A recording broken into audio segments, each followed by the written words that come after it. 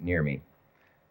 Mr. Baldwin, I'm sure you still meet the remark that what are the Negroes, why aren't they optimistic? And I apologize and preface this by the phrase the Negroes because it lumps together an awful lot of people. You and Floyd McKissick and Madam Clayton Powell and Hattie McDaniel and Jackie Robinson, and it's impossible, I suppose, but for want of a better phrase, if you'll allow me, they say, but it's getting so much better. There are Negro mayors. There's Negroes in all of sports. There are Negroes in politics. They're even accorded the ultimate accolade of being in television commercials now. And, I'm glad you're smiling. Is it at once getting much better and still hopeless? Well, I don't think there's much hope for it, to tell you the truth. As long as people are using this peculiar language. It's what I was trying to convey before when I said that it's not a question of what happens to the Negro here or to the black man here. That's a very vivid question for me, But the real question is what's going to happen to this country. I have to repeat that. Now, if the Negroes, don't seem to be very optimistic, it's not because they suddenly all changed from happy, shiftless, dancing darkies down on the levee, picking all that cotton and singing praises to the master. They've not changed at all. They never were optimistic. All one's got to do is listen to Swing Low, Sweet Chariot and ask yourself what that song's about. Or try to really listen to what Ray Charles is really telling you. We have lived under these intolerable conditions for how many years? Nearly 400 years. We have evolved a certain kind of style to meet it, and a lot of that has been involved with the lies we had to tell to you. And the lies we had to tell to you, this compounds the disaster you believe because you wanted to believe it. But obviously you knew, every white man knows, that he would not himself, lying track for nothing. He would not himself allow his child to be sold from him as though the child were a mule. He would not himself allow himself not to have the autonomy of his own house and his own woman. He would not himself pick all that cotton and carry it to market just because he loved white people. We all know that. And the word Negro in this country really is designed finally to disguise the fact that one is talking about another man, a man like you, who wants what you want. And insofar as the American Republic wants to think there has been progress, they overlook one very simple thing. I don't want to be given anything by you. I just want you to leave me alone so I can do it myself. And it also overlooks another very important thing. Perhaps I don't think that this republic is the summit of human civilization. Perhaps I don't want to become like Ronald Reagan or like the president of General Motors. Perhaps I have another sense of life, which in fact my situation here has forced me to trust. And perhaps I know more about you and your institutions than you know about me. And perhaps I have a judgment on them. Perhaps I don't want what you think I want. And that there's nothing you can give me. Perhaps there is something that I can give you.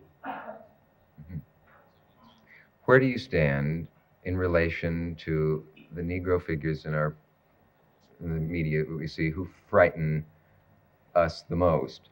And maybe some of you the most, the ones who want to burn it down, demolish it, the ones who have totally given up. I assume you haven't totally given up. Well, I'm still alive. There's still breath in me. And so as long as breath is in me, I will never give up. But if you think that Rap Brown, you're referring to rap really, and Stokely, are something new, I refer you back to an old song. No one even knows who wrote it. And it's supposed to be spiritual. It's supposed to be about, Christian church, but it really is a slave revolt song. The man says, if I had my way, little children, great God, if I had my way, I'd tear this building down. It is not new for me. We've always felt that. It is new for you.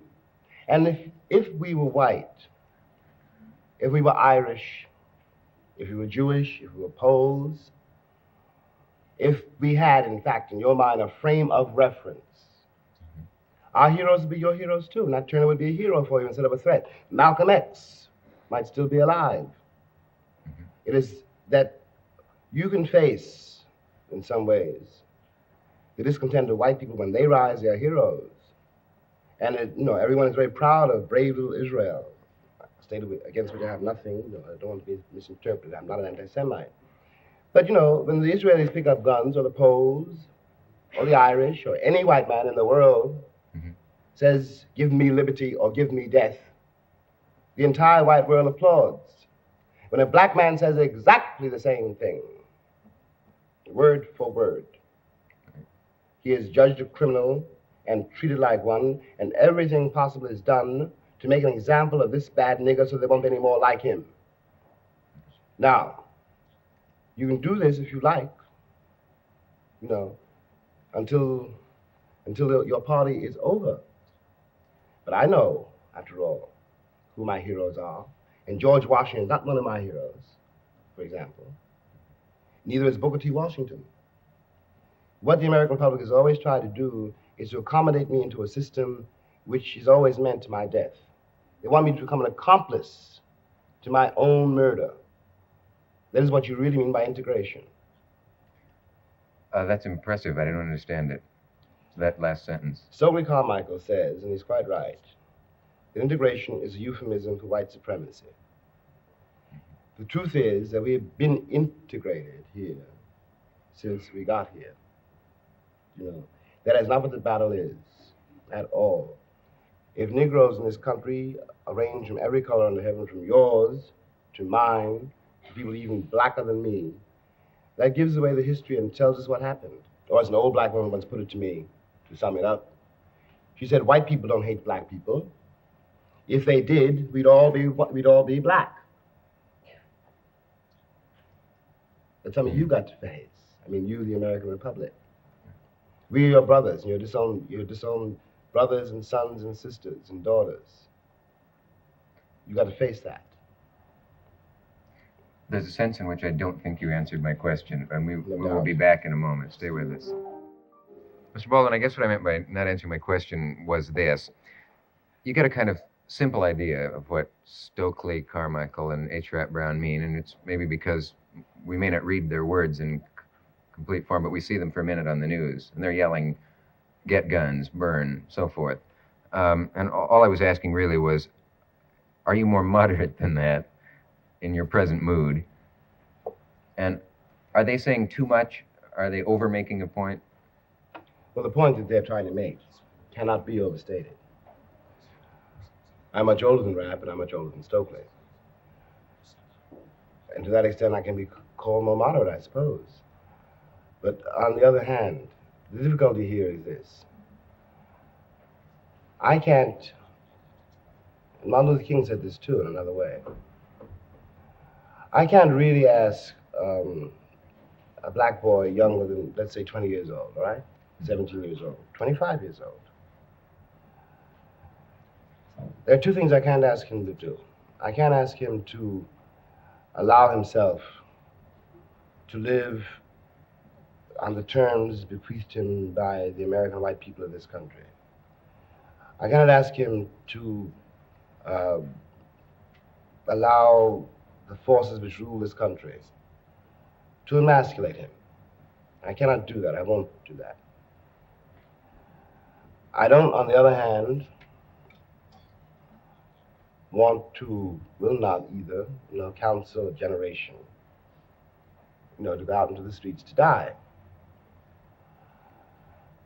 But there is nothing in the evidence offered by the book of the American Republic which allows me really to argue with the cat who says to me, they needed us to pick the cotton, and now they don't need us anymore. And now they don't need us, they're going to kill us all off, just like they did the Indians. And I can't say it's a Christian nation. Your brothers will never do that to you because the record is too long and too bloody. That's all we have done. All your buried corpses now begin to speak.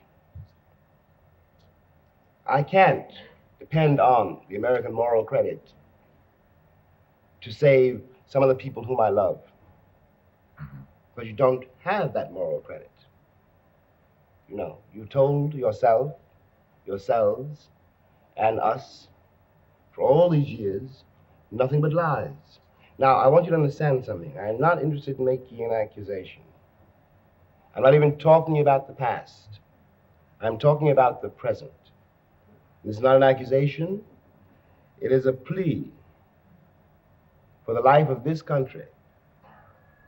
Because no matter what I say, no matter what Martin said, the despair in the ghetto, the despair throughout the country accumulates with every hour.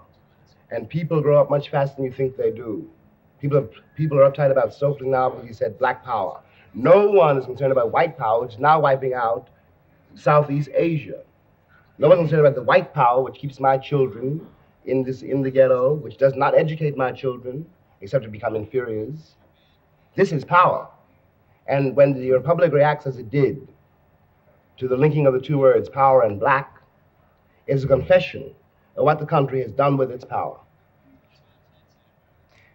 Have you ever thought that there might be a basis for prejudice against Negroes specifically that is maybe deeper than anything anybody has said yet? I don't mean that I'm about to say it, but I mean by this, is it possible that you always have to deal with the prejudice against Negroes separately from almost all other racial prejudices?